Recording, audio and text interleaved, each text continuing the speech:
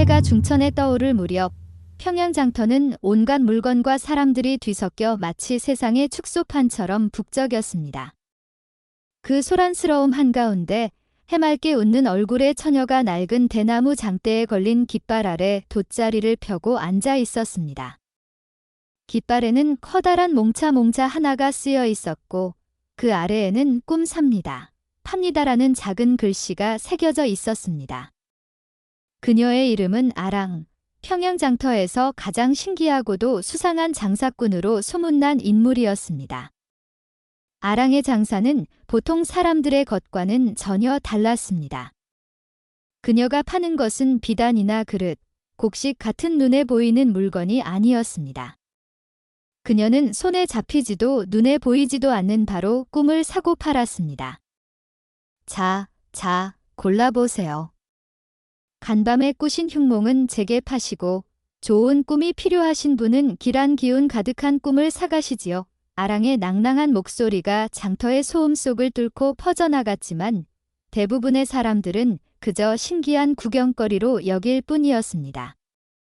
허허, 저 처녀 좀 보게. 별의별 장사가 다 있다더니 이제는 꿈까지 사고 판다니. 얼굴은 반반한데 실성을 했거나 아니면 간 큰 사기꾼이겠지. 사람들은 수군거리며 그녀의 돗자리를 힐끗 쳐다볼 뿐 제 갈 길로 바쁘게 흩어졌습니다. 눈에 보이지 않는 꿈을 어찌 돈으로 사고 팔 수 있단 말입니까? 그것은 듣도 보도 못한 해괴한 일이었습니다.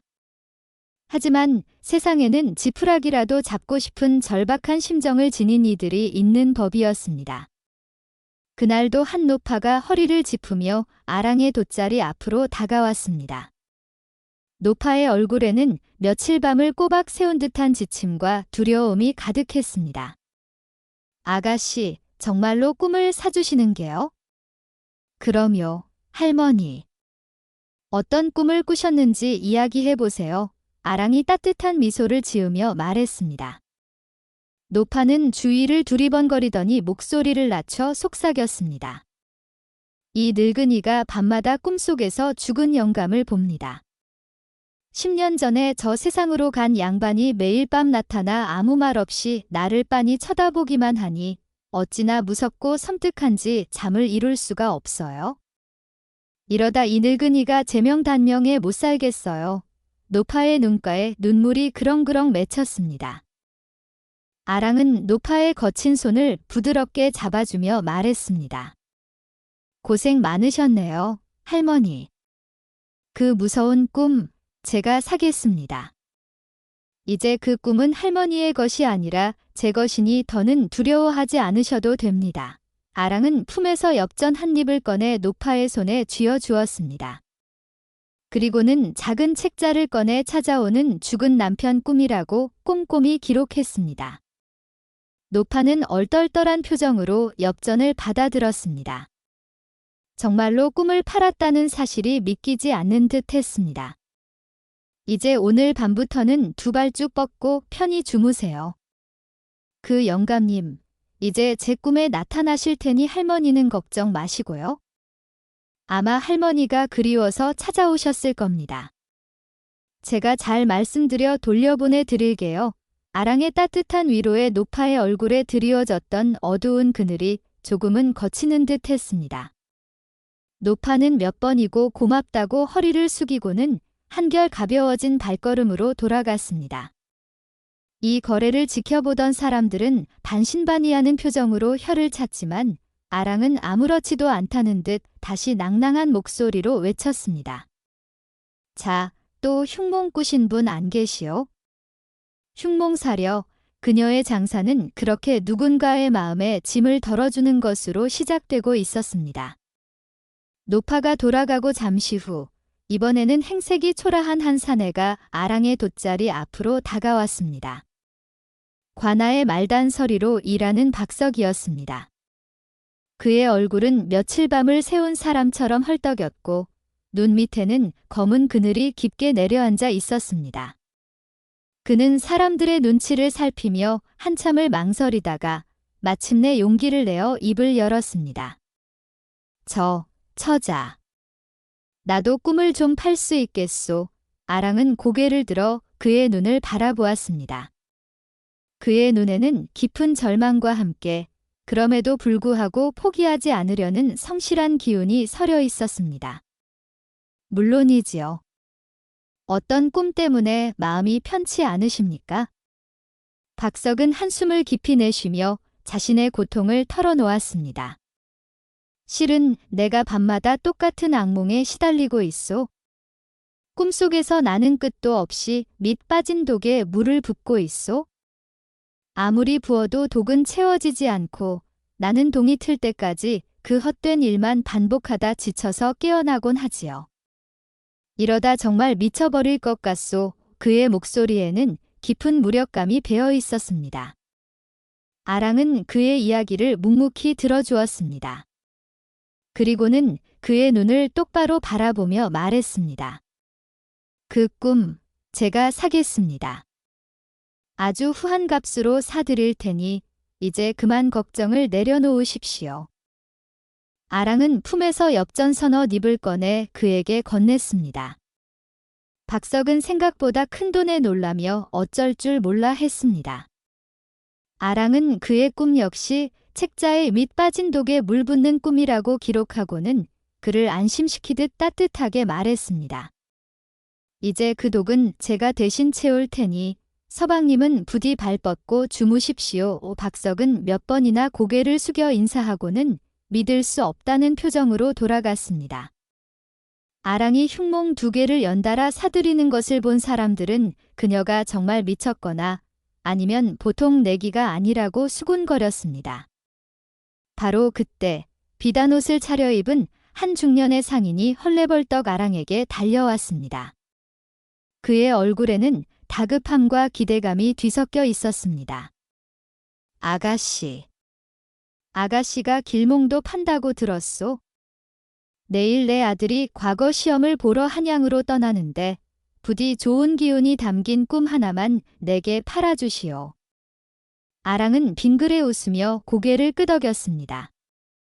그녀는 방금 사들인 노파의 꿈을 떠올렸습니다. 마침 좋은 꿈이 하나 들어왔습니다. 어떤 할머니께서 꾸신 꿈인데 험하고 캄캄한 산길을 헤매다가 마침내 동이 트면서 화려한 정상에 우뚝 서게 되는 꿈입니다. 고난과 역경을 이겨내고 마침내 장원급제의 영광을 차지하게 될 아주 귀한 길몽이지요. 아랑은 죽은 남편이 찾아오는 무서운 꿈을 고난 끝에 성공하는 길몽으로 완벽하게 포장하여 설명했습니다. 상인은 그 말을 듣고 얼굴이 환해졌습니다. 오, 그거 아주 좋은 꿈이구려. 얼마면 되겠어? 길몽의 값은 꿈을 사는 사람의 정성에 따라 달라지는 법. 아드님의 장원급제를 바라는 마음만큼 내시면 됩니다. 상인은 기꺼이 두둑한 엽전 꾸러미를 내놓고 정상에 오르는 꿈을 사갔습니다. 그는 아들에게 줄 엿이라도 산 것처럼 기뻐하며 돌아갔습니다. 아랑은 그렇게 누군가의 공포를 다른 누군가의 희망으로 바꾸어주는 기묘한 장사를 이어갔습니다. 해가 저물고 장터가 파할 무렵 아랑은 돗자리를 챙겨 자신이 새들어 사는 주막으로 돌아왔습니다.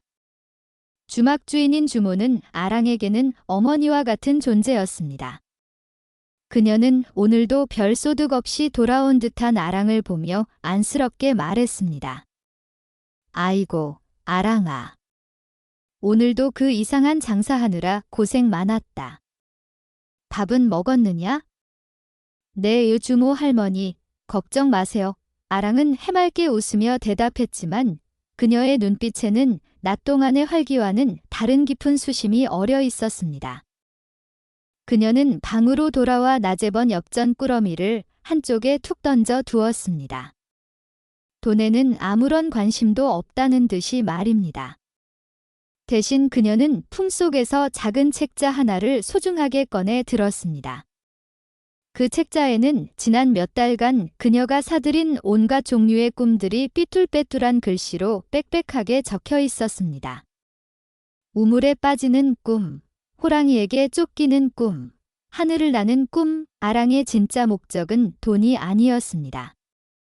그녀가 매일같이 장터에 나와 사람들의 꿈을 샀던 이유는 단 하나, 바로 10년 전 난리통에 잃어버린 유일한 혈육, 남동생의 흔적을 찾기 위해서였습니다. 10살 남짓이었던 어린 아랑은 전쟁의 화마 속에서 부모님을 잃고 5살 배기 남동생의 손을 잡고 필사적으로 도망쳤습니다. 하지만 수많은 피난민 인파에 휩쓸려 그만 동생의 손을 놓치고 말았습니다. 그것이 마지막이었습니다. 그 이후로 아랑은 단 한 번도 동생을 보지 못했습니다. 그녀에게 남은 것은 동생의 작은 손바닥에 있던 붉은 점 하나와 찢어질 듯한 그리움뿐이었습니다. 아랑은 생각했습니다. 비록 현실에서는 동생을 찾을 길이 막막하지만 꿈속이라면 어떨까? 세상 수많은 사람들이 꾸는 꿈속 어딘가에 자신의 동생이 희미한 모습으로라도 나타나지 않을까? 어쩌면 누군가는 꿈속에서 자신의 동생과 스쳐 지나갔을지도 모른다고요. 그것은 신락 같은 희망이었지만 그녀가 기댈 수 있는 유일한 동아줄이었습니다. 그래서 그녀는 꿈 해몽꾼이 되기로 결심했던 것입니다. 사람들의 꿈 이야기를 엿듣는 것만으로는 부족했습니다. 꿈의 소유권을 자신에게로 가져와야만 그 꿈속을 더욱 깊이 들여다보고 동생의 흔적을 찾을 수 있을 것이라 믿었기 때문입니다. 그녀는 낮에 사들인 꿈들을 하나씩 되짚어 보았습니다. 죽은 남편이 찾아온 노파의 꿈, 밑 빠진 독에 물을 붓는 박석의 꿈. 그녀는 눈을 감고 그 꿈들의 잔상 속으로 자신의 의식을 집중시켰습니다. 꿈속의 풍경, 사람들, 하다못해 작은 돌멩이 하나라도 놓치지 않으려 애썼습니다. 손바닥에 붉은 점이 있는 작은 아이의 모습이 보이는지 필사적으로 찾고 또 찾았습니다. 얼마나 지났을까요? 아랑은 지친 한숨을 내쉬며 눈을 떴습니다. 오늘도 동생의 흔적은 없구나. 그녀의 목소리가 촛불 아래 쓸쓸하게 내려앉았습니다. 그녀의 책자에는 수백 개의 꿈이 기록되어 있었지만 그 어느 곳에도 동생의 모습은 없었습니다. 하지만 그녀는 결코 포기하지 않았습니다. 내일은 내일의 꿈속에서는 반드시 동생을 만날 수 있을 거야. 그녀는 그렇게 매일 밤 수많은 타인의 꿈속을 헤매며 잃어버린 자신의 조각을 찾아 헤매는 외로운 여행을 계속하고 있었습니다. 다음 날도 아랑은 어김없이 장터에 나와 돗자리를 폈습니다. 그녀의 기이한 장사는 어느덧 평양장터의 명물 아닌 명물이 되어 이제는 제법 많은 사람들이 그녀의 주변을 맴돌며 구경하고 있었습니다. 바로 그때 어흥. 길을 비켜라 하는 우렁찬 소리와 함께 하인 몇을거느린 한 사내가 인파를 헤치고 나타났습니다. 배가 남산만하게 나오고 온몸을 값비싼 비단으로 치장한 그는 바로 평양 제1의 부자이자 소문난 구두쇠인 맹진사였습니다. 맹진사는 코를 벌름거리며 아랑의 허름한 돗자리 앞에 멈춰 섰습니다. 그는 위아래로 아랑을 훑어보더니 못마땅하다는 듯이 말했습니다. 내가 바로 꿈을 사고 파는 그 계집이냐? 행색을 보니 영 불품이 없는데 용하기는 한 것이냐? 꿈의 값어치는 행색이 아니라 꿈을 꾸는 사람의 마음에 달려있지요. 진사 어르신 아랑은 조금도 기죽지 않고 당돌하게 대답했습니다. 맹진사는 그녀의 당돌함이 제법 마음에 든다는 듯 헛기침을 한 번 하고는 본론을 꺼냈습니다. 그의 얼굴에는 감출 수 없는 탐욕과 흥분이 가득했습니다. 내가 간밤에 아주 기하고도 영험한 꿈을 꾸었느니라. 커다란 황금돼지 한 마리가 나타나 번쩍이는 황금똥을 척척 누더니 그 돼지가 통째로 내 품에 안기는 꿈이었지. 이런 길몽은 내 평생 처음이다. 자, 어떠냐? 이 꿈이 대체 얼마짜리 길몽이냐? 이 꿈으로 내가 얼마나 더 큰 부자가 될 수 있겠느냐? 그는 거의 소리치듯 말하며 탐욕스러운 눈으로 아랑을 재촉했습니다.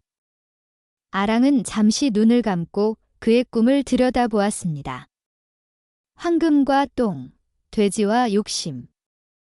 그녀의 눈에 비친 것은 부자가 될 영험한 꿈이 아니라 돈에 대한 맹진사의 병적인 집착과 흉측한 탐욕의 덩어리였습니다. 그녀는 맹진사의 마음속에 가득한 더러운 황금빛 욕망을 똑똑히 보았습니다. 아랑은 싱긋 웃고는 눈을 떴습니다. 과연 아주 귀하고 비싼 꿈을 꾸셨군요, 어르신. 다만 이처럼 과한 복이 담긴 꿈은 그 값을 제대로 치러야만 온전히 어르신의 것이 되는 법입니다. 값을 치르지 않은 길몽은 오히려 흉몽보다 더 큰 화를 부를 수도 있지요. 좋다. 당연히 치르고 말고. 맹진사는 큰 결심이라도 한 듯 가슴을 치며 소리쳤습니다. 그는 즉시 집으로 하인을 보냈습니다. 잠시 후 맹진사의 하인들이 낑낑거리며 커다란 동해와 비단 꾸러미를 아랑의 돗자리 앞에 내려놓았습니다. 장터 사람들은 난생 처음 보는 그 엄청난 재물에 입을 떡 벌리고 구경했습니다. 아랑은 눈 하나 깜짝하지 않고 그 재물들을 태연하게 받았습니다. 그리고는 동해를 툭툭 치며 맹진사에게 아주 그럴듯한 꿈 해몽을 들려주었습니다. 자, 이제 이 길몽은 온전히 어르신의 것이 되었습니다. 제 말을 잘 들으십시오. 오늘 당장 집으로 돌아가셔서 집안에서 가장 깊고 은밀한 곳, 어르신께서 가장 아끼시는 보물을 숨겨두신 바로 그곳을 파보십시오. 틀림없이 꿈에 보았던 것처럼 노랗고 찬란한 황금이 샘물처럼 솟아날 것입니다. 아랑의 말에 맹진사의 얼굴은 기대감으로 환하게 빛났습니다. 그가 가장 아끼는 보물을 숨겨둔 곳은 바로 아무도 모르는 그의 개인 곳간 바닥 깊은 곳이었습니다. 그는 아랑의 신통력에 감탄하며 과연 용하구나. 내 말대로 하여 더 큰 부자가 되면 너에게는 더 큰 상을 내리겠다고 크게 장담했습니다. 맹진사는 하인들을 재촉하여 집으로 허둥지둥 돌아갔습니다. 그는 집에 도착하자마자 하인들을 시켜 자신의 비밀 곳간 바닥을 파헤치기 시작했습니다. 더 깊이 파라. 더 황금이 나올 때까지 계속 파란 말이다. 하인들이 땀을 뻘뻘 흘리며 땅을 파내려가기 시작했습니다. 얼마나 지났을까? 갑자기 곡괭이 끝에 무언가 질척한 것이 걸리는가 싶더니 시큼하고 역한 냄새가 스멀스멀 올라오기 시작했습니다. 그리고 다음 순간 푸 하는 소리와 함께 땅속에서 썩은 누런 액체가 분수처럼 솟구쳐 올랐습니다. 그것은 황금이 아니었습니다. 바로 맹진사 댁의 모든 오물이 모이는 오래된 똥통이 터져버린 것이었습니다. 수십 년간 묵은 똥물이 터져나오며 비밀 곳간은 순식간에 악취나는 오물로 가득 찼습니다. 그가 아끼던 보물들은 물론 맹진사와 하인들의 온몸이 누런 똥물로 뒤덮였습니다. 집안 전체는 상상조차 할 수 없는 지독한 악취로 진동했습니다. 맹진사는 똥물을 뒤집어 쓴 채 망연자실하여 그 자리에 주저앉았습니다. 황금똥을 누는 돼지꿈은 진짜 똥벼락이 되어 그에게 돌아온 것입니다. 아랑은 그의 과한 욕심을 꿰뚫어 보고 그가 가장 수치스러워할 만한 방법으로 교훈을 준 것이었습니다. 다음 날 이야기는 평양 장터 전체의 웃음거리가 되었고 아랑의 신기한 능력은 이제 누구도 무시할 수 없는 진짜가 되어가고 있었습니다. 맹진사의 황금똥꿈 사건으로 아랑의 명성은 평양 바닥에 자자하게 퍼졌습니다. 사람들은 이제 그녀를 단순한 구경거리가 아닌 정말로 신통한 능력을 가진 기인으로 여기기 시작했습니다. 그녀의 돗자리 앞에는 매일같이 꿈을 팔고 사려는 사람들로 문전성시를 이루었습니다. 아랑은 여전히 그들의 꿈속에서 잃어버린 동생의 흔적을 찾았지만 안타깝게도 소득은 없었습니다. 그러던 어느 맑은 날 오후였습니다. 장터의 소음 속에서도 유난히 눈에 띄는 한 사내가 근심 가득한 얼굴로 아랑의 돗자리 앞으로 다가왔습니다. 그는 훤칠한 키에 선비의 기품이 느껴지는 잘생긴 용모를 가졌지만 얼굴에는 깊은 수심이 어려 있었습니다. 그의 손에는 화구가 담긴 상자가 들려있는 것으로 보아 그림을 그리는 화공인 듯 했습니다. 낭자가 꿈을 해몽해준다는 아랑 낭자시오. 그의 목소리는 부드러웠지만 그 안에는 깊은 고뇌가 담겨 있었습니다. 제가 아랑입니다. 무슨 근심이라도 있으신지요? 아랑은 고개를 들어 그의 얼굴을 찬찬히 살펴보았습니다. 그의 눈은 맑았지만 그 깊은 곳에는 풀리지 않는 수수께끼에 갇힌 듯한 답답함이 서려 있었습니다. 사내는 자신을 한양에서 온 화공 이선준이라고 소개했습니다. 그리고는 조심스럽게 자신의 고민을 털어놓았습니다. 제가 몇 달째 긴 병을 앓고 있습니다. 매일 밤 잠만 들면 똑같은 꿈을 꿉니다. 단 하루도 거르지 않고 똑같은 장면이 반복되지요. 똑같은 꿈이라니요. 아랑의 눈이 호기심으로 빛났습니다. 선주는 괴로운 듯이 말을 끊으며 말했습니다. 꿈속에서 저는 캄캄하고 축축한 동굴 안에 있습니다. 그리고 동굴 깊은 어둠 속에서 작은 아이 하나가 저를 향해 애타게 손짓하며 부르고 있습니다. 아이의 얼굴은 잘 보이지 않지만 유독 그 아이의 작은 손바닥에 찍힌 붉은 점 하나만이 선명하게 보입니다. 아이는 계속해서 저를 부르지만 저는 이상하게도 한 발짝도 움직일 수가 없습니다. 그러다 아이가 울음을 터뜨리는 순간 저는 늘 잠에서 깨어나지요. 그의 이야기를 듣는 순간 아랑의 심장이 쿵 하고 바닥으로 떨어지는 듯 했습니다. 손에 붉은 점이 있는 아이, 아랑은 숨을 쉬는 것조차 잊어버렸습니다. 그것은 바로 그녀가 10년 동안 애타게 찾아 헤맨 잃어버린 남동생의 가장 큰 특징이었습니다. 그녀의 머릿속이 하얗게 비워졌습니다. 선주는 자신의 고통을 계속해서 토로했습니다. 그 꿈 때문에 저는 다른 어떤 그림도 그릴 수가 없게 되었습니다. 분만 들면 꿈속의 그 아이만이 눈앞에 아른거려 화폭을 망치기 일쑤입니다. 화공에게 그림을 그릴 수 없다는 것은 죽음과도 같은 일입니다. 그래서 수소문 끝에 낭자의 신통한 능력을 듣고 이곳 평양까지 찾아오게 된 것입니다. 부디 제 이 지독한 꿈의 정체를 알려주시고요. 아랑은 떨리는 마음을 애써 감추었습니다. 이것은 우연이 아니었습니다. 하늘이 자신의 간절한 기도를 듣고 마침내 동생을 찾을 실마리를 보내준 것일지도 모릅니다. 그녀의 눈에 희망의 불꽃이 타오르기 시작했습니다. 손바닥에 붉은 점이 있는 아이, 선준의 말은 아랑의 귀에서 끝없이 맴돌았습니다. 10년이라는 세월 동안 단 한순간도 잊어본 적 없는 잃어버린 동생의 선명한 표식이었습니다. 난리통에 헤어지던 날, 동생의 잡았던 따뜻했던 손, 그리고 그 손바닥에 있던 콩알만한 붉은 점 아랑의 눈앞에 그날의 기억이 어제 일처럼 생생하게 떠올랐습니다. 가슴속 깊이 묻어두었던 그리움과 슬픔이 한꺼번에 북받쳐 올라 그녀는 하마터면 그 자리에서 울음을 터뜨릴 뻔했습니다. 하지만 그녀는 간신히 감정을 추슬렀습니다. 지금은 울 때가 아니었습니다. 이선준이 꾸는 꿈은 단순한 꿈이 아니었습니다. 그것은 동생을 찾을 유일한 그리고 마지막 단서일지도 모릅니다. 그녀는 이 기회를 절대로 놓칠 수 없었습니다. 아랑은 떨리는 마음을 감추고 최대한 평온한 목소리로 선준에게 말했습니다. 나리의 꿈은 아주 깊고 무거운 사연이 담긴 꿈인 듯합니다. 제가 그 꿈을 사겠습니다. 내 꿈을 사시겠다고요? 선준은 의아한 표정을 지었습니다.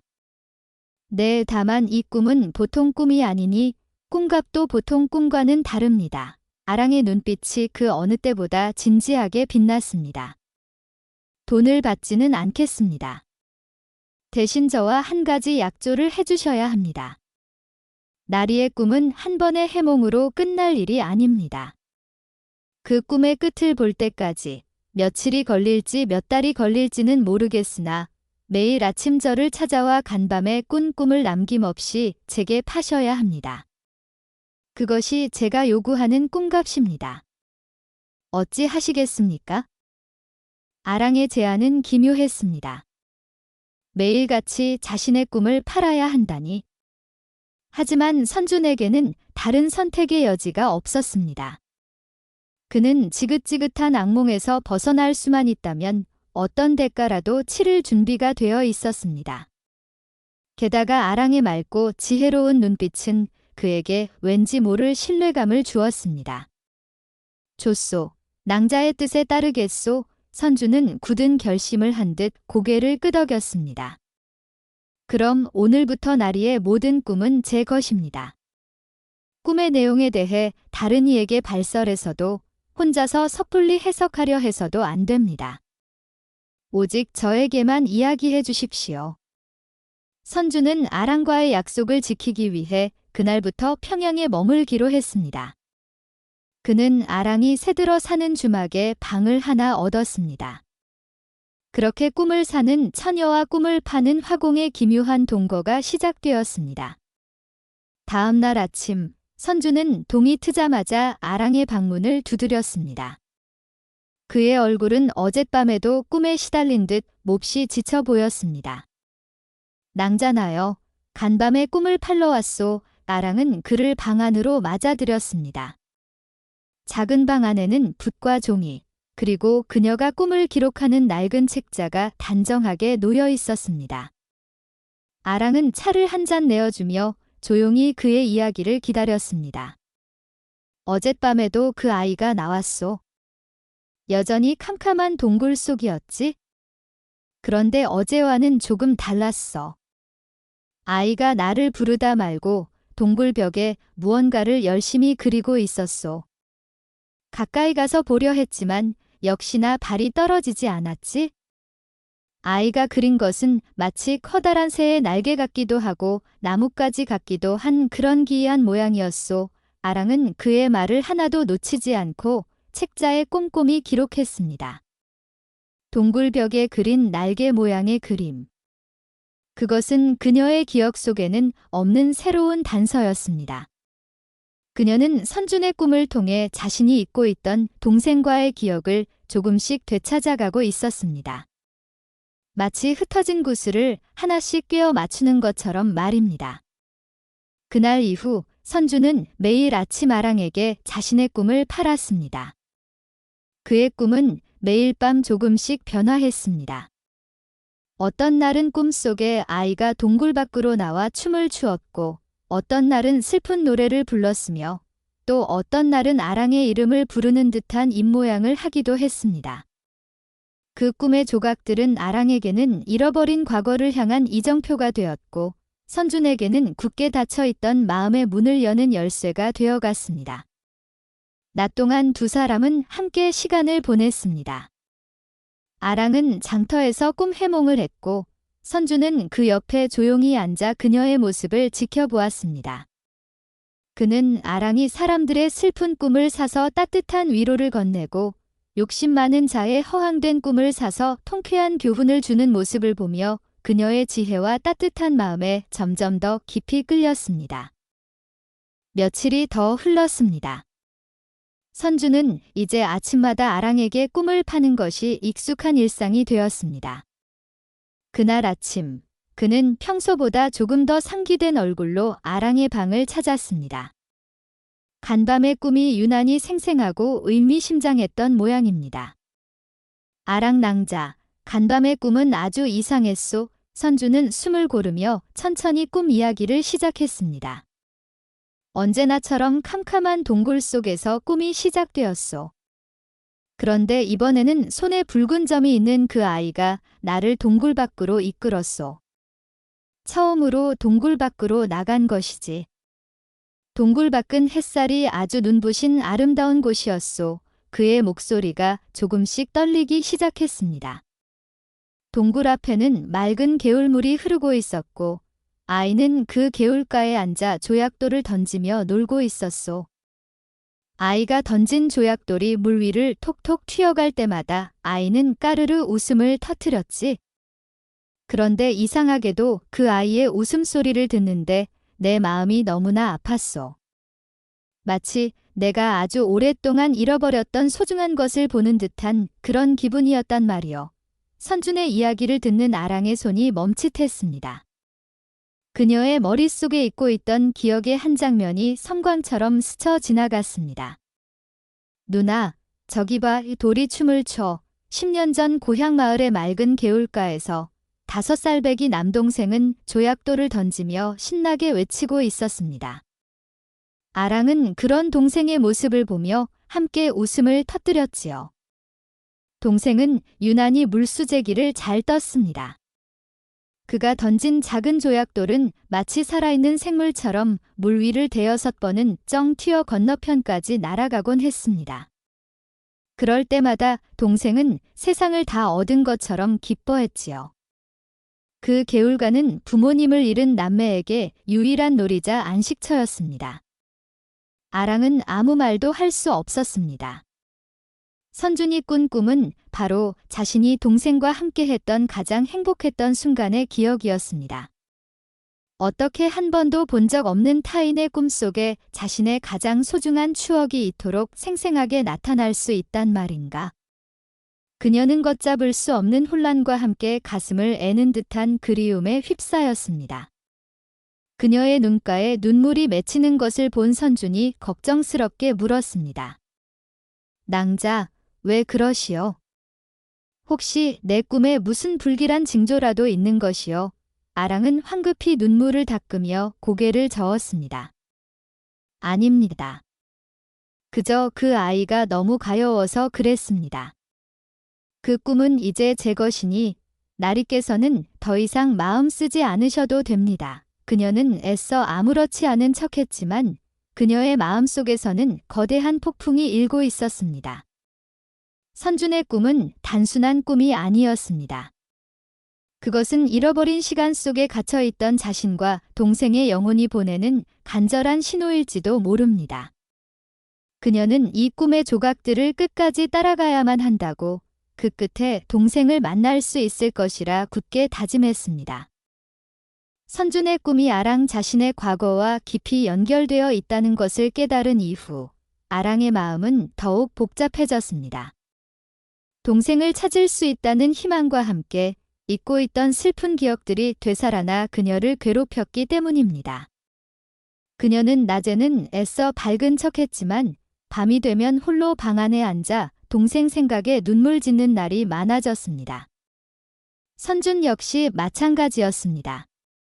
꿈의 내용이 점점 더 구체적이고 감정적으로 변해가면서 그의 고통도 더욱 깊어졌습니다. 꿈속 아이의 슬픔이 마치 자신의 슬픔처럼 느껴져 잠에서 깨어나도 한참 동안 가슴이 멍멍하곤 했습니다. 그는 그림을 그릴 수 없다는 절망감에 깊은 무력감에 빠져들었지요. 그렇게 각자의 아픔에 힘겨워하던 어느 날 밤이었습니다. 아랑은 또다시 동생 생각에 잠 못 이루고 마루에 나와 밤하늘을 바라보고 있었습니다. 그때 옆방에서 뒤척이던 선준이 조용히 밖으로 나왔습니다. 그 역시 악몽의 잔상 때문에 잠을 이루지 못한 모양이었습니다. 낭자도 잠을 이루지 못하시는군요. 선준이 나지막이 말을 건넸습니다. 네, 그날이 너무 밝아서요. 아랑은 애써 미소를 지으며 대답했습니다. 두 사람은 말없이 마루에 나란히 앉아 휘영청 밝은 달을 바라보았습니다. 차가운 밤 공기 속에서 서로의 침묵은 어색하지 않았습니다. 오히려 그 침묵 속에서 서로의 아픔과 외로움을 말없이 느끼고 위로하고 있었습니다. 한참의 침묵 끝에 선준이 먼저 입을 열었습니다. 어찌하여 꿈을 사는 일을 하게 되셨소이까? 총명하고 마음이 따뜻한 분이 어째서 다른 사람의 어두운 꿈들을 짊어지려 하시는 겁니까? 아랑은 잠시 망설이다가 처음으로 자신의 이야기를 조금 털어놓았습니다. 잃어버린 동생에 대한 이야기는 차마 참지 못하고 그저 어릴 적 난리통의 가족과 헤어져 그들을 찾기 위해 사람들의 이야기를 들어야만 했다고 애둘러 말했지요. 그녀의 이야기를 들은 선준의 눈빛이 깊은 연민으로 젖어들었습니다. 그 역시 전쟁고아로 자라 가족의 정을 모르고 살아온 사람이었기 때문입니다. 그는 아랑에게서 자신과 똑같은 외로움의 그림자를 보았습니다. 낭자, 나와 닮았군요. 나 역시 핏줄이라곤 아무도 없이 혼자 자랐소. 그래서 낭자의 마음을 조금은 알 것 같소. 그날 밤 두 사람은 처음으로 서로의 가장 깊은 상처를 공유했습니다. 같은 아픔을 가진 사람만이 줄 수 있는 따뜻한 위로가 두 사람의 얼어붙었던 마음을 서서히 녹여주었습니다. 아랑은 더 이상 혼자가 아니라고 느꼈고 선준 역시 처음으로 누군가에게 자신의 약한 모습을 보일 수 있었습니다. 그날 이후 두 사람의 관계는 눈에 띄게 가까워졌습니다. 그들은 서로에게 단순한 꿈 해몽꾼과 손님이 아니었습니다.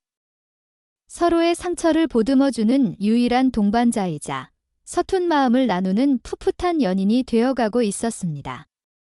아랑 낭자, 낭자와 이야기하면 신기하게도 마음이 편안해집니다. 선준의 진심 어린 고백에 아랑의 뺨이 붉게 물들었습니다.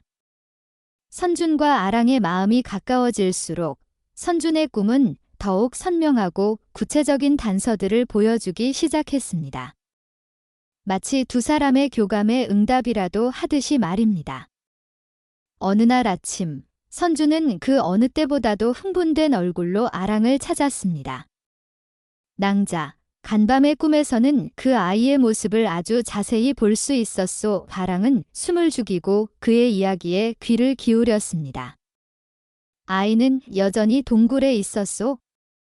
그런데 이번에는 그 아이의 머리에 아주 고운 붉은색 댕기가 매여 있었소. 댕기 끝이 나풀거리는 모습이 어찌나 선명하던지. 그리고 또 이상한 것은 아이가 신고 있는 지신이었소. 자세히 보니 양쪽 지신의 모양과 크기가 다른 짝짝이 지신이었단 말이요. 붉은 댕기, 짝짝이 지신. 선준의 말이 끝나자마자 아랑의 머릿속에 또다시 잊혔던 기억의 파편들이 폭풍처럼 몰아쳤습니다. 10년 전 동생과 헤어지기 바로 전날이었습니다. 아랑은 장터에서 얻은 붉은색 비단 조각으로 밤을 새워 동생에게 줄댕기를 만들었습니다. 그리고 다음 날 아침 동생의 까만 머리에 정성껏 그 붉은 댕기를 메어주었지요. 동생은 댕기가 마음에 들었는지 온종일 거울을 보며 싱글벙글 웃었습니다. 그 모습이 눈에 선했습니다. 그리고 짝짝이 지친. 난리가 나고 정신없이 피난길에 오르던 순간이었습니다. 아랑은 울부짖는 동생을 안고 다급하게 지신을 신겼습니다. 하지만 너무 서두른 나머지 자신의 지신 한 짝과 동생의 지신 한 짝을 뒤섞어 짝짝이로 신겨주고 말았던 것입니다. 괜찮아. 나중에 바꿔면 돼. 그렇게 말하며 동생을 달랬던 기억이 심장을 후벼 파는 듯한 아픔과 함께 되살아났습니다. 선준의 꿈은 이제 단순한 잔상이 아니었습니다. 그것은 헤어지던 그날의 모습을 사진처럼 정확하게 재현하고 있었습니다. 아랑은 더 이상 감정을 억누를 수 없었습니다. 그녀는 책상에 엎드려 참아왔던 울음을 터뜨리고 말았습니다. 그녀의 어깨가 가늘게 떨렸습니다. 갑작스러운 그녀의 오열에 선주는 당황하여 어쩔 줄 몰랐습니다. 그는 조심스럽게 그녀의 어깨에 손을 얹었습니다. 낭자, 왜 그러시오?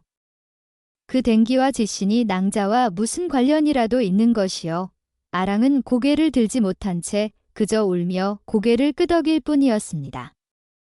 그녀의 눈물 속에는 동생을 향한 사무치는 그리움과 지켜주지 못했다는 깊은 죄책감이 뒤섞여 있었습니다.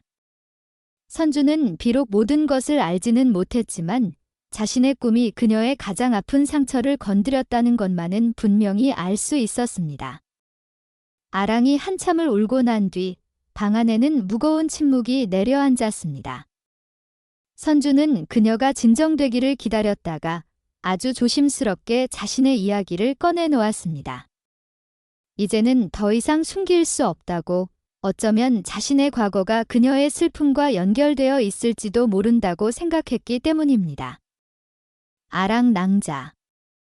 사실 나도 내 과거에 대해 아는 것이 거의 없소. 선준의 목소리는 낮고 차분했지만 그 안에는 깊은 공허함이 담겨 있었습니다.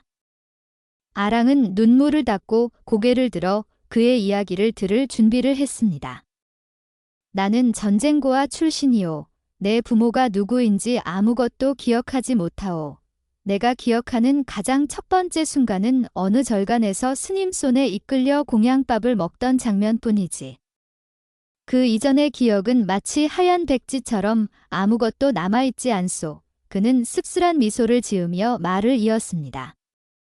나는 스승님 밑에서 그림을 배우며 자랐고 다행히 재주가 있어 화공이 될 수 있었소. 하지만 나는 늘 마음 한구석이 텅 빈 것 같았소. 나의 뿌리가 어디인지 알지 못하니 늘 어딘가에 정착하지 못하고 떠도는 기분이었지. 그래서인지 나는 늘 사람의 얼굴을 그리는 것보다 주인이 없는 텅 빈 풍경을 그리는 것을 더 좋아했소. 그의 고백에 아랑의 마음이 아려왔습니다. 그녀는 선준에게서 자신과 똑같은 상처, 즉 뿌리 뽑힌 자의 외로움을 보았습니다. 가족을 잃고 홀로 세상에 던져진 아이, 그 슬픔의 무게를 그녀는 누구보다 잘 알고 있었습니다. 어쩌면 내가 매일 밤 그 아이의 꿈을 꾸는 것은 내가 잊어버린 과거와 관련이 있는지도 모르겠소. 선준의 목소리가 희미하게 떨렸습니다. 어쩌면 그 아이는 내가 기억하지 못하는 나의 잃어버린 동생일지도, 혹은 난리통에 내가 지켜주지 못했던 누군가일지도 모르지요.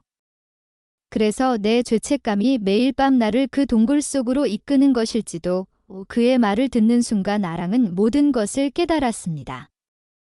선준과 자신은 단순히 같은 상처를 공유한 것이 아니었습니다. 그들은 어쩌면 같은 시간, 같은 장소에서 시작된 하나의 슬픈 운명으로 얽혀 있는지도 모릅니다. 선준이 꾸는 꿈은 그의 기억이 아니라 어쩌면 두 사람의 잃어버린 기억이 한데 뒤섞여 나타나는 것일지도 모른다는 생각이 들었습니다. 아랑은 선준의 손을 가만히 잡았습니다. 나리, 우리는 닮았군요. 저 역시 제 과거를 찾고 있습니다. 당신의 꿈이 어쩌면 우리 두 사람 모두를 위한 길잡이가 되어 줄지도 모르겠습니다. 두 사람은 서로의 눈을 바라보았습니다. 이제 그들의 관계는 연인을 넘어 함께 잃어버린 과거를 찾아 나서는 운명의 동반자가 되었습니다. 그들의 아픔은 더 이상 각자의 것이 아니었습니다. 서로의 상처를 보듬고 함께 진실을 향해 나아가야 할 공동의 과제가 된 것입니다. 서로의 가장 깊은 상처를 공유한 이후 선준과 아랑은 더욱 굳건한 유대감으로 뭉쳤습니다. 그들은 이제 단순히 꿈의 조각을 맞추는 것이 아니라 잃어버린 자신들의 정체성을 함께 찾아 나서는 동반자였습니다. 그리고 마침내 운명의 아침이 밝았습니다. 그날 아침, 아랑은 주모를 도와 주막 일을 하고 있었습니다. 그때 방문이 벌컥 열리며 선준이 뛰쳐나왔습니다. 그의 얼굴은 핏기 하나 없이 새하얗게 질려 있었고 온몸을 사시나무 떨듯 떨고 있었습니다. 마치 귀신이라도 본 사람 같았습니다. 낭자. 아랑 낭자. 그가 다급하게 아랑의 팔을 잡았습니다. 그의 손은 얼음장처럼 차가웠습니다. 나리, 무슨 일이십니까? 또 그 꿈을 꾸신 겁니까? 아랑의 심장이 철렁 내려앉았습니다. 선주는 고개를 미친 듯이 끄덕였습니다. 그는 거의 울먹이는 목소리로 간밤의 꿈 이야기를 토해내기 시작했습니다. 간밤에도 그 아이가 나왔소. 여전히 캄캄한 동굴 속이었지? 그런데 이번에는 아이가 나를 향해 필사적으로 손을 뻗으며 울부짖고 있었소. 그 아이가 드디어 말을 했단 말이요. 아랑은 숨을 멈췄습니다. 온몸의 신경이 곤두서는 듯 했습니다. 그 아이가 나를 보며 뭐라고 말했습니까? 선주는 아랑의 눈을 똑바로 바라보았습니다. 그의 눈동자에는 꿈속의 공포와 충격이 고스란히 담겨 있었습니다. 그는 떨리는 입술을 힘겹게 열어 꿈속 아이가 외쳤던 그 한마디를 내뱉었습니다. 누나. 그 한마디에 아랑의 세상이 멈추었습니다. 귓가에서 윙하고 이명이 울리는 듯 했습니다. 10년 전 피난민 인파 속에서 헤어지던 순간 자신의 손을 놓치며 동생이 울부짖었던 마지막 외침. 바로 그 목소리, 그 단어였습니다. 아이가 저를 보며 누나, 누나 가지마 하고 울부짖었소. 그 목소리가 너무나도 생생하여 마치 내 귀가에서 직접 들리는 것만 같았소.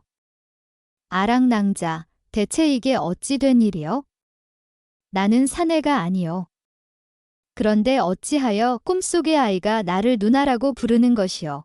선주는 극심한 혼란에 빠져 횡설수설했습니다. 하지만 아랑의 머릿속에서는 마침내 모든 퍼즐 조각이 완벽하게 맞춰지고 있었습니다. 선준이 꾸는 꿈속 아이는 자신의 잃어버린 동생이었습니다. 그리고 그 아이는 선준을 보고 누나라고 부른 것이 아니었습니다. 동생의 영혼 혹은 잃어버린 기억의 잔상이 선준의 몸을 통해 진짜 누나인 자신을 보고 울부짖고 있었던 것입니다. 선준의 꿈은 바로 자신과 동생을 이어주는 유일한 통로였던 것입니다. 아랑의 눈에서 뜨거운 눈물이 본물 터지듯 쏟아져 나왔습니다. 그것은 슬픔의 눈물이 아니었습니다. 10년간의 기다림과 그리움의 끝에서 마침내 동생의 흔적을 찾았다는 환희의 눈물이었습니다. 찾았어. 드디어 찾았어. 그녀는 자신도 모르게 중얼거리며 그 자리에 주저앉아 오열했습니다. 아랑은 한참 동안 바닥에 주저앉아 오열했습니다. 10년간 가슴속에 응어리져 있던 모든 슬픔과 그리움, 그리고 안도감이 한꺼번에 터져나온 것이었습니다. 선주는 어쩔 줄 몰라 하며 그녀의 곁을 지켰습니다. 그는 비록 모든 것을 이해할 수는 없었지만 자신의 꿈이 아랑에게 엄청난 의미를 가지고 있다는 것만은 분명히 알 수 있었습니다. 울음을 그친 아랑은 눈물로 젖은 얼굴을 들었습니다. 그녀의 눈은 퉁퉁 부어 있었지만 그 안에는 이전과는 비교할 수 없는 강한 결의와 의지가 빛나고 있었습니다. 그녀는 이제 더 이상 망설이거나 슬퍼하고만 있을 수 없었습니다. 동생이 보내는 간절한 신호를 확인했으니 이제는 직접 그를 찾아 나설 때였습니다. 아랑은 선준의 손을 굳게 잡았습니다. 나리, 이제 나리의 도움이 절실히 필요합니다. 제가 모든 것을 말씀드리겠습니다. 아랑은 그에게 자신의 모든 과거를 털어놓았습니다. 어릴 적 난리통에 부모님을 잃고 유일한 혈육인 남동생과 헤어지게 된 사연. 동생의 손바닥에 있던 붉은 점 그리고 동생을 찾기 위해 꿈 해몽꾼이 되어 사람들의 꿈을 사모았던 지난 세월까지. 그리고 선준이 꾸는 꿈속 아이가 바로 자신의 잃어버린 동생이며 그 꿈의 내용들이 자신이 기억하는 동생과의 마지막 추억과 정확히 일치한다는 사실까지. 모든 이야기를 들은 선주는 충격에 휩싸였습니다. 그는 자신의 지긋지긋한 악몽이 바로 눈앞에 가여운 처녀에 찢어지는 아픔과 연결되어 있었다는 사실에 할 말을 잃었습니다. 그는 자신도 모르게 그녀의 아픔을 공유하고 있었던 것입니다. 그의 마음속에 아랑을 향한 연민과 애정, 그리고 그녀를 도와야 한다는 강한 책임감이 솟아올랐습니다. 그런 엄청난 사연이 있었을 줄은 꿈에도 몰랐소. 계집애 혼자서 얼마나 힘들었소? 아랑은 고개를 저었습니다. 이제 괜찮습니다. 나리 덕분에 저는 동생을 찾을 수 있다는 희망을 얻었으니까요. 이제 마지막 한 가지만 남았습니다. 그녀는 선준의 눈을 똑바로 바라보며 간절한 목소리로 부탁했습니다.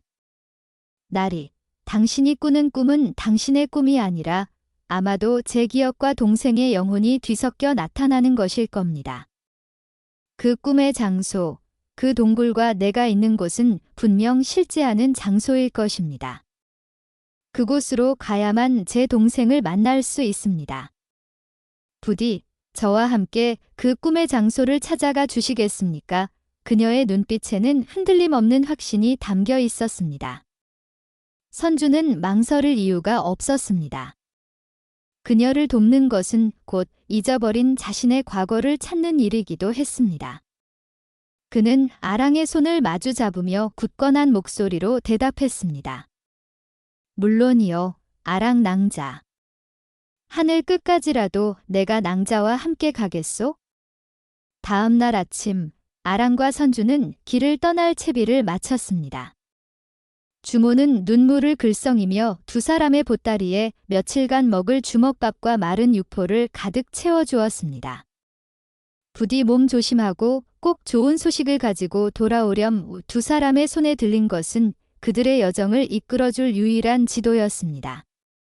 그것은 바로 선준이 그동안 꿈속에서 본 풍경들을 매일같이 그려 모은 그림 두루마리였습니다. 그 속에는 캄캄한 동굴의 입구, 물수제기를 뜨던 맑은 개울, 그리고 멀리 보이던 낯선 산봉우리의 모습까지 꿈의 조각들이 생생하게 담겨 있었습니다. 아랑의 희미한 기억과 선준의 그림이 그들의 나침반이었습니다. 두 사람은 아랑의 어렴풋한 기억을 더듬어 10년 전 피난길에 올랐던 남쪽 방향으로 길을 잡았습니다. 며칠 밤낮을 걷고 또 걸었습니다. 낯선 마을을 지나고 험한 산길을 넘었습니다.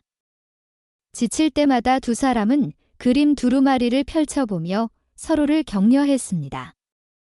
저 봉우리의 모양이 꿈에서 본 것과 아주 비슷하지 않소? 네, 맞아요. 그리고 저 아래로 개울물이 흐르는 것을 보니 우리가 길을 제대로 찾은 것 같습니다. 여정은 고됐지만 두 사람은 외롭지 않았습니다. 함께 같은 목표를 향해 나아가고 있다는 사실이 그들에게는 큰 힘이 되었습니다. 며칠간의 고된 여정 끝에 그들은 마침내 한 폐허가 된 마을에 도착했습니다. 전쟁의 상흔이 그대로 남아 무너진 집터와 잡초만이 무성한 곳이었습니다. 아랑은 그곳에 도착하자마자 가슴이 쿵 하고 내려앉는 것을 느꼈습니다. 낯설면서도 이상하게 익숙한 풍경. 바로 그녀의 옛 고향 마을이었습니다. 두 사람은 떨리는 마음으로 선준의 그림과 기억을 대조하며 마을 안쪽으로 들어갔습니다.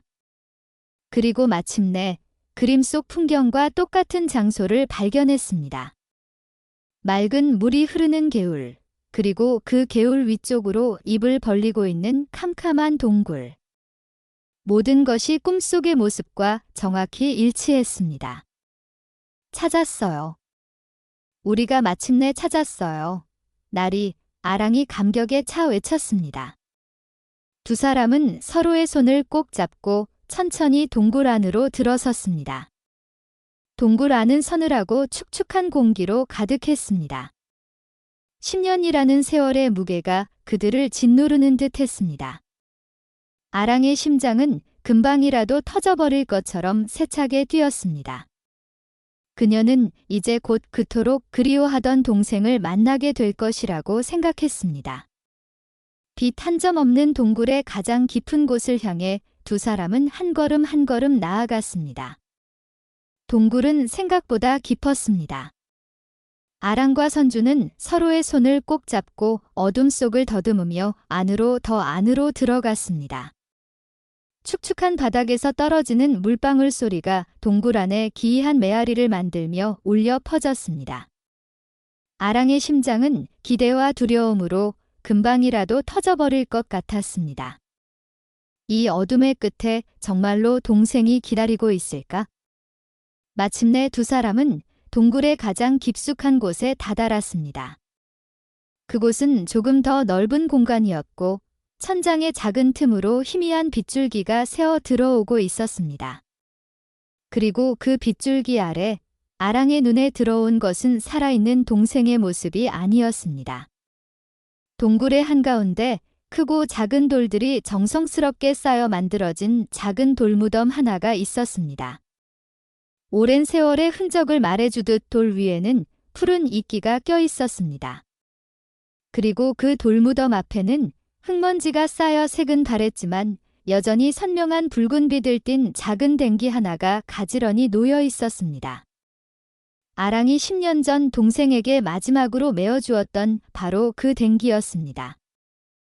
아랑의 세상이 다시 한번 멈추었습니다. 아니, 무너져 내렸습니다. 그녀는 그 자리에 얼어붙은 채 작은 돌무덤과 붉은 댕기를 번갈아 보았습니다. 머릿속이 새하얗게 비워지고 아무런 생각도 할 수 없었습니다. 그토록 애타게 찾아 헤맸던 동생. 살아있을 것이라 굳게 믿었던 동생은 이미 오래전에 이 차가운 동굴 속에서 작은 돌무덤이 되어 잠들어 있었던 것입니다. 아랑의 입에서 터져나온 것은 말이 아닌 짐승의 울부짖음에 가까운 비명이었습니다. 그녀는 비틀거리며 돌무덤으로 다가가 그 앞에 무너지듯 스르륵 주저앉았습니다. 아니야. 이럴 리가 없어. 아니야. 그녀는 미친 사람처럼 울부짖으며 돌무덤을 끌어안고 오열하기 시작했습니다. 10년간 억눌러왔던 모든 희망이 한순간에 재더미가 되어버린 것입니다. 선준 역시 이 참혹한 진실 앞에서 할 말을 잃었습니다. 그는 그저 아랑의 곁을 지키며 그녀의 찢어지는 슬픔을 함께 견뎌주는 것밖에는 할 수 없었습니다. 그가 꾸었던 꿈속에서 동생이 그토록 애타게 누나를 불렀던 이유는 바로 이 차갑고 외로운 무덤에서 자신을 찾아달라는 마지막 절규였던 것입니다. 동굴 안은 누나의 서러운 통곡 소리로 가득 채워지고 있었습니다. 아랑이 동생의 작은 돌무덤을 끌어안고 오열하는 모습을 보는 순간 선준의 머릿속에 굳게 닫혀있던 마지막 기억의 문이 굉음과 함께 열렸습니다. 그동안 그를 괴롭혔던 안개 낀 꿈의 조각들이 마침내 하나의 완전하고도 비극적인 그림으로 맞춰지기 시작했습니다. 그는 바로 이 마을에서 아랑 남매처럼 자란 이웃집 오빠 선준이었습니다. 10년 전 난리가 나 마을이 쑥대밭이 되었을 때의 일이었습니다. 피난길이 막히자 아랑의 부모님은 10살 난 딸 아랑만이라도 먼저 안전한 외가집으로 보내기로 결심했습니다. 그리고 그 중책을 듬직한 이웃 청년 선준에게 눈물로 부탁했지요. 선준아, 부디 우리 아랑이만이라도 살려주게. 우리는 동생을 데리고 뒤따라갈 것이니. 선준은 목숨을 걸고 어린 아랑을 험한 산길을 넘어 외갓집 근처까지 데려다 주었습니다. 그리고 다시 가족들을 데려오기 위해 마을로 돌아오던 길이었습니다. 그는 불행히도 마을을 약탈하던 도적대와 마주쳤고 그들과 필사적으로 싸우다 머리에 큰 부상을 입고 낭떠러지 아래로 굴러 떨어졌습니다. 그가 다시 눈을 떴을 때 그는 모든 기억을 잃은 채 낯선 절간에 누워 있었습니다. 그를 발견한 스님이 구해주었던 것입니다.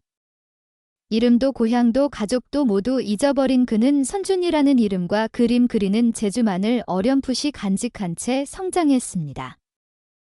한편 선준이 돌아오지 않자 홀로 남겨진 아랑의 가족은 절망에 빠졌습니다. 어린 동생은 역병과 굶주림을 이기지 못하고 결국 이 동굴 속에서 숨을 거두었고 부모님 역시 그 슬픔을 이기지 못하고 얼마 뒤 세상을 떴습니다. 선준이 몇 달간 꾸었던 악몽의 정체는 바로 그가 잃어버린 기억 그 자체였습니다. 그의 무의식 깊은 곳에 잠들어 있던 아랑의 가족을 지켜주지 못했다는 마지막 약속과 죄책감. 그리고 그 죄책감의 중심에 있던 붉은 점을 가진 아이가 그의 닫힌 기억을 두드리는 유일한 열쇠가 되어 매일 밤 꿈속에 나타났던 것입니다. 손에 붉은 점이 있는 아이가 그를 향해 외쳤던 누나라는 절규는 사실 동생이 마지막으로 그리워했던 아랑의 이름이자 선준 스스로가 찾아야 할 잃어버린 인연의 이름이었던 셈입니다. 모든 기억의 조각을 맞춘 선준은 오열하는 아랑의 어깨를 조용히 하지만 힘주어 끌어안았습니다. 그의 눈에서도 뜨거운 눈물이 흘러내렸습니다. 아랑아 나가. 내가 선준이다. 기억나는 것이냐? 그의 목소리는 10년의 세월과 잃어버렸던 기억의 무게만큼이나 깊고 애절하게 떨리고 있었습니다. 그의 고백에 아랑의 울음소리가 잠시 멎었습니다. 그녀는 고개를 들어 눈물로 흐릿해진 시선 너머로 그의 얼굴을 바라보았습니다. 10년의 세월이 흘렀지만 그 다정한 눈빛만은 어릴 적 기억 속의 그 오빠, 선준 그대로였습니다. 두 사람은 마침내 잃어버린 시간의 강을 건너 서로를 마주하게 된 것입니다. 모든 것을 기억해낸 선주는 오열하는 아랑의 어깨를 끌어안았습니다. 그의 눈에서도 뜨거운 눈물이 흘러내렸습니다. 아랑아, 나다. 내가 선준이다. 그는 더 이상 아랑 낭자라고 부르지 않았습니다. 10년이라는 긴 세월을 뛰어넘어 그는 다시 그녀의 어릴 적 든든한 오라버니 선준으로 돌아온 것입니다. 선준 오라버니 두 사람은 서로의 얼굴을 마주보며 10년이라는 긴 세월의 벽을 허물었습니다. 오라버니, 살아 계셨군요. 살아 계셨어. 아랑은 선준의 품에 얼굴을 묻고 다시 한번 서럽게 울었습니다. 선준 역시 그런 아랑을 더욱 힘주어 끌어안았습니다. 그는 자신의 기억 상실 뒤에 숨겨져 있던 그 끔찍한 진실과 마주해야 했지만 아랑을 다시 만났다는 사실이 그 모든 고통을 잊게 해주었습니다. 미안하다. 아랑아. 내가 동생을 지켜주지 못했다. 그리고 너마저 잃어버렸다. 내가 너무나 무력했다. 선준의 목소리가 죄책감으로 떨렸습니다. 아랑은 고개를 저었습니다. 아닙니다. 오라버니. 오라버니의 잘못이 아니에요. 그 끔찍한 시절에 우리는 그저 살아남기 위해 발버둥 쳤을 뿐인 거려. 오히려 오라버니 덕분에 제가 이렇게 동생을 다시 만날 수 있게 되었습니다. 이제 동생도 외롭지 않을 거예요. 두 사람은 동생의 작은 돌무덤 앞에서 서로의 가장 깊은 상처를 보듬어 주었습니다. 선주는 동생을 지키지 못했다는 죄책감에서, 아랑은 동생을 잃어버렸다는 슬픔에서 벗어날 수 있었습니다. 그들은 과거의 아픔과 화해했습니다. 긴 시간 동안 그들을 올가매었던 악몽은 마침내 끝이 난 것입니다. 동생의 무덤에 마지막 인사를 고하고 10년 만에 되찾은 고향의 폐허를 둘러본 두 사람은 함께 평양으로 돌아왔습니다. 그들의 발걸음은 예전보다 한결 가볍고 평온해 보였습니다. 잃어버렸던 과거를 되찾고 서로의 상처를 보듬어준 그들은 이제 새로운 미래를 향해 나아갈 준비가 되어 있었습니다. 그날 이후 선준에게는 놀라운 변화가 찾아왔습니다. 그는 더 이상 밤마다 악몽에 시달리지 않았습니다. 지긋지긋했던 동굴의 꿈은 사라지고 그의 잠자리는 평온해졌습니다. 그리고 마침내 그는 다시 붓을 들 수 있게 되었습니다. 그는 며칠간 방 안에 틀어박혀 그림에만 몰두했습니다. 그리고 며칠 뒤 그가 문을 열고 나왔을 때 그의 손에는 한 폭의 그림이 들려 있었습니다. 그가 다시 붓을 잡고 처음으로 그린 그림. 그것은 주인이 없는 텅 빈 풍경화가 아니었습니다. 그림 속에는 평양 장터의 돗자리 위에서 해사하게 웃고 있는 아랑의 모습이 담겨 있었습니다. 그녀의 눈은 별처럼 빛나고 있었고 입가에는 따뜻한 미소가 걸려 있었습니다. 그림은 마치 살아있는 사람처럼 보는 이의 마음을 환하게 만드는 신비한 힘을 가지고 있었습니다. 그는 이제 더 이상 텅 빈 풍경이 아닌 자신의 마음을 가득 채운 한 사람을 그릴 수 있게 된 것입니다. 아랑 역시 더 이상 장터에 나가지 않았습니다. 애타게 찾던 동생을 만났으니 이제 그녀에게는 더 이상 다른 사람의 꿈을 살 이유가 없었습니다. 그녀는 선준이 그린 자신의 초상화를 보며 수줍게 미소 지었습니다. 타인의 꿈속을 헤매던 외로운 여행은 끝이 났고 이제는 자신의 행복한 꿈을 꾸고 그 꿈을 현실로 만들어 갈 차례였습니다. 아랑이 더 이상 평양 장터에서 꿈 해몽을 하지 않자 사람들은 그 신기한 처녀가 호련히 신선이 되어 하늘로 올라갔다더라. 혹은 사실은 임금님의 딸이었다가 궁으로 돌아갔다더라 하는 온갖 추측을 늘어놓았습니다. 그녀의 기이한 이야기는 그렇게 평양장터의 전설이 되어 사람들의 입에 오르내렸습니다. 얼마 후 아랑은 선준과 조촐한 혼례를 올리고 그의 아내가 되었습니다. 두 사람은 평양성 안쪽에 작은 집을 얻어 새로운 삶을 시작했습니다. 선준은 다시 왕성하게 그림을 그리기 시작했습니다. 그의 그림은 예전보다 훨씬 더 깊이 있고 따뜻해졌다는 평을 받으며 많은 사람들의 사랑을 받았습니다. 특히 그가 그리는 인물화에는 모델의 외면뿐만 아니라 내면의 희로애락까지 담아내는 신비한 힘이 깃들어 있었습니다. 사람들은 그것이 아랑의 영향일 것이라고 짐작할 뿐이었습니다. 아랑은 그의 가장 훌륭한 조력자이자 동반자가 되었습니다. 그녀는 선준이 그림을 완성하면 그 그림에 어울리는 아름다운 시와 글꼴을 옆에 써 넣어 주었습니다. 그녀의 글은 그림에 담긴 이야기를 더욱 풍성하게 만들어 주었습니다. 선준의 그림과 아랑의 글이 함께 어우러진 작품은 곧 영혼의 합작품이라 불리며 날개 돋친 듯 팔려나갔습니다. 두 사람은 함께 번 돈으로 전쟁으로 부모를 잃은 고아들을 돌보는 작은 집을 열었습니다. 자신들이 겪었던 아픔을 다른 아이들은 겪지 않게 해주고 싶었기 때문입니다. 아랑은 아이들에게 따뜻한 밥을 지어주고 선주는 아이들에게 그림을 가르쳐주며 그들의 상처를 보듬어 주었습니다. 그렇게 타인의 꿈을 통해 자신의 잃어버린 과거를 찾고 마침내 운명의 사랑을 찾은 아랑의 신. 비한 이야기는 이제 그림과 글이 되어 그리고 아이들의 웃음소리가 되어 세상에 널리 퍼져나갔습니다. 그녀는 더 이상 꿈을 사고 팔지는 않았지만 대신 사람들에게 희망과 위로라는 더 귀진 것을 나누어주는 사람이 되었습니다. 그리고 그것이야말로 그녀가 진정으로 원했던 삶이었습니다.